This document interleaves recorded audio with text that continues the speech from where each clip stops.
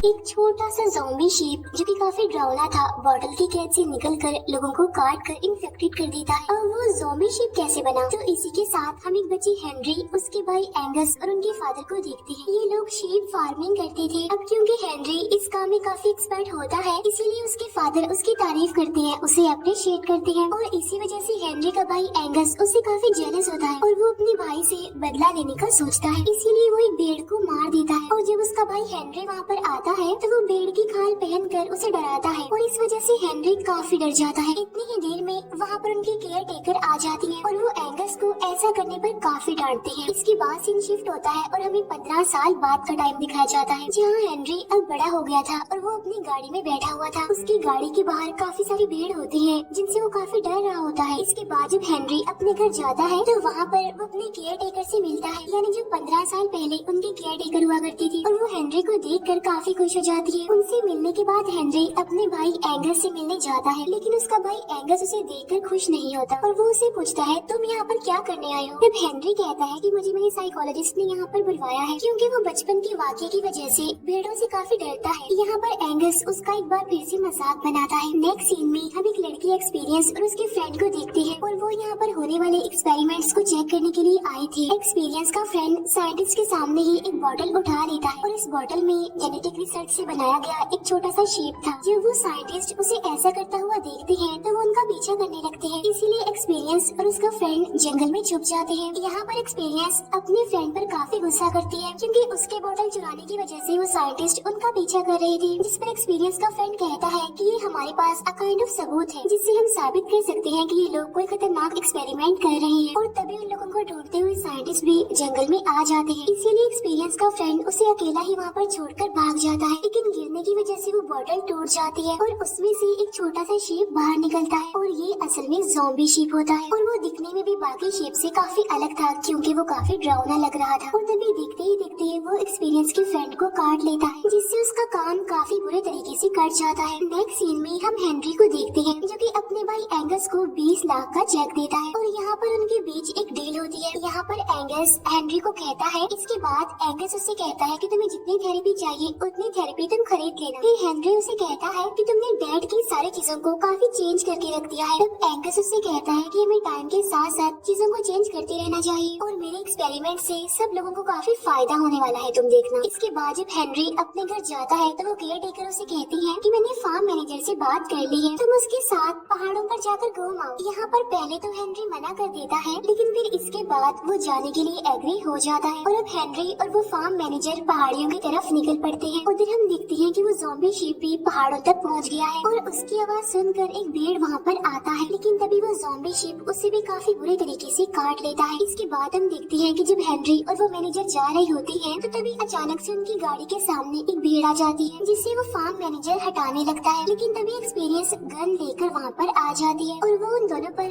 Gun point करके उन्हें हाथ ऊपर करने के लिए कहती है। इसके बाद हम एक्सपीरियंस के फ्रेंड को देखते हैं जो भी काफी अजीब बिहेव कर रहा था और यहाँ पर हम एक बड़ा ही अजीब सीन देखते हैं। एक्सपीरियंस के फ्रेंड को वहाँ पर एक खरगोश मिलता है जिससे वो पकड़ लेता है और देखते ही देखते बहुत ही बुरे तरीके से उसे खा लेता है। इससे यहाँ पर हमें ये पता चलता है कि एक्सपीरियंस का फ्रेंड भी अब इन्फेक्टेड हो चुका है। उधर एक्सपीरियंस को पता चलता है कि हेनरी असल में एंगस का भाई है, इसीलिए वो उस पर काफी गुस्सा करती है और कहती है कि तुम लोग बहुत ज्यादा सेल्फिश हो, अच्छा ही होगा अगर मैं तुम्हें मार। अब क्योंकि गन सेफ्टी मोड पर थी इसीलिए वो गन को चलाने में नाकामयाबी रहती है, इसीलिए बहाने से वो मैनेजर उससे वो गन ले लेता है। इसके बाद एक्सपीरियंस उन लोगों को बताती है कि यहाँ पर मासूम जानवरों को टॉर्चर करके उन्हें खतरनाक जानवर बनाया जा रहा है। उसी टाइम उन लोगों को दूर एक घर में से धुआं आता हुआ दिखाई देता है और जब ये लोग चेक करने के लिए वहाँ पर पहुँचते हैं तो देखते हैं कि वहाँ पर तो खाना जल रहा है और तभी वहाँ पर एक भेड़ आ जाती है जो कि इन्फेक्टेड थी और वो इन लोगों पर अटैक कर देती है और उससे बचने के लिए ये लोग एक रूम में जाकर दरवाजा बंद कर लेते हैं और तभी उन्हें वहाँ पर घर के ऑनर की डेड बॉडी दिखाई देती है जो कि काफी बुरी हालत में थी क्योंकि उस भेड़ ने उसे काफी बुरे तरीके से खाया होता है। उसी टाइम वो भेड़ दरवाजा तोड़कर अंदर आने की कोशिश करता है, लेकिन मैनेजर उसे गन से शूट कर देता है। अब यहाँ पर वो लोग सोचते हैं कि शायद वो भेड़ मर चुकी है, लेकिन वो भेड़ उठकर एक बार फिर से उन पर अटैक करने की कोशिश करती है और इस बार मैनेजर उसे शूट करके मार डालता है। इसके बाद जब वो घर से बाहर आते हैं तो उनके चारों तरफ काफी सारे भेड़ होते हैं और वो इन्हें चारों तरफ से घेरने लगते हैं। अब क्योंकि वो भेड़ अभी पूरी तरह से इन्फेक्टेड नहीं हुए थे, इसीलिए वो उन लोगों पर अटैक नहीं करते और इसी बात का फायदा उठाकर वो लोग गाड़ी में बैठकर वहाँ से जाने लगते हैं। लेकिन इसी दौरान एक भेड़ गाड़ी के अंदर घुस जाती है और वो उस मैनेजर पर अटैक करने की कोशिश करती है। हेनरी गाड़ी में रखा हुआ चैनसॉ स्टार्ट करने की कोशिश करता है, लेकिन वो तो स्टार्ट ही नहीं हो रहा था, इसीलिए हेनरी गिर जाता है और वो भेड़ देखते ही देखते मैनेजर के पैर पर काट लेती है। इसीलिए वो मैनेजर भी गाड़ी के पीछे आ जाता है, लेकिन वो देखते हैं कि स्टिल वो गाड़ी चल रही है, जिसकी वजह से वो लोग काफी हैरान होते हैं। और यहाँ पर हम देखते हैं कि वो गाड़ी कोई और नहीं बल्कि भेड़ चला रहा था, जो उस गाड़ी को खाई की तरफ ले जा रहा होता है। तो वो लोग बिल्कुल ठीक टाइम पर गाड़ी से कूद जाते हैं। फिर देखते ही देखते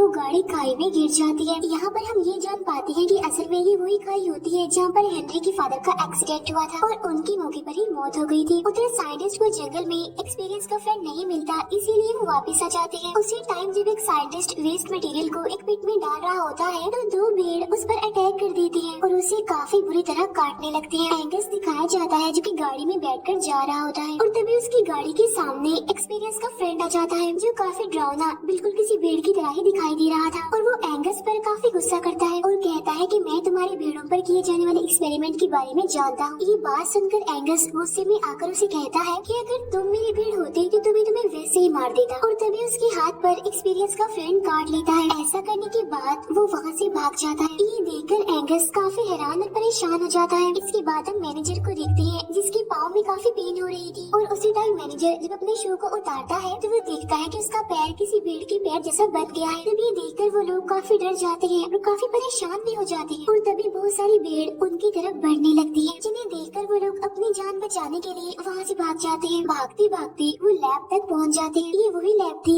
जहाँ भेड़ों पर एक्सपेरिमेंट किया जा रहा था और तभी उन्हें वहाँ पर एक भेड़ काफी बुरी हालत में लटकी हुई दिखाई देती है, क्योंकि उसकी बॉडी पर बिल्कुल भी खाल नहीं होती, साथ साथ उसकी बॉडी को भी काटा गया था। असल में उस पर एक्सपेरिमेंट किया जा रहा था। उसे देखकर वो लोग काफी हैरान होते हैं और तभी वहाँ पर इस एक्सपेरिमेंट की हेड एक फीमेल साइंटिस्ट आ जाती है और वो उन लोगों पर गुस्सा करते हुए पूछती है कि तुम यहाँ पर क्यों आए। यहाँ हम देखते हैं कि एंगस भी वहाँ पर मौजूद होता है और उससे हेनरी इन सब चीजों के बारे में पूछता है, जिस पर एंगस कहता है कि मैं तुम्हें पहले ही इस एक्सपेरिमेंट के बारे में बता चुका था, क्योंकि यही एक रास्ता है जिससे हमें बहुत सारा प्रॉफिट हो रहा है और तुम बहुत अच्छी तरह से जानते हो कि डैड अपनी सारी जिंदगी इन भेड़ों की वजह से काफी परेशान रहे और एक दिन एक अंधे भेड़ का पीछा करते हुए वो खाई में गिरकर मारे गए। हमारे डैड जान से तो चले गए, लेकिन हमें कभी भी फायदा नहीं हुआ। यहाँ पर हेनरी उसे बताता है कि भेड़ बहुत ही अजीब तरह से बिहेव कर रहे हैं, क्योंकि वो लोगों को बुरी तरह से काट रहे हैं। लेकिन ये सुनकर वो साइंटिस्ट उसकी बातों का यकीन नहीं करती और वो इस बात को झूठ कहती है। यहाँ पर वो मैनेजर उन्हें ये सब करने से रोकता है, लेकिन वो साइंटिस्ट उसके गले में इंजेक्शन लगा देती है, जिससे वो बेहोश हो जाता है। इसके बाद हेनरी एक्सपीरियंस के साथ वहाँ से भाग जाता है और जब वो लोग बाहर आते हैं तो चारों तरफ से भेड़ उनकी तरफ आने लगते हैं। भागते भागते ये लोग उसी पेड़ तक पहुँच जाते हैं जहाँ पर एक्सपेरिमेंट का वेस्ट मटेरियल फेंका जाता था और वहाँ चारों तरफ फेंस लगी हुई थी, जिसकी वजह से वो भेड़ अंदर नहीं आ सकते थे। लेकिन वो भेड़ उस फेंस को तोड़ने की कोशिश करते हैं और तभी अचानक से पाँव स्लिप होने की वजह से हेनरी उस पिट में गिरने वाला होता है, लेकिन एक्सपीरियंस उसे पकड़ लेती है और उसे बाहर निकालने की कोशिश करती है, जिसकी वजह से वो दोनों ही उस पिट में गिर जाते हैं।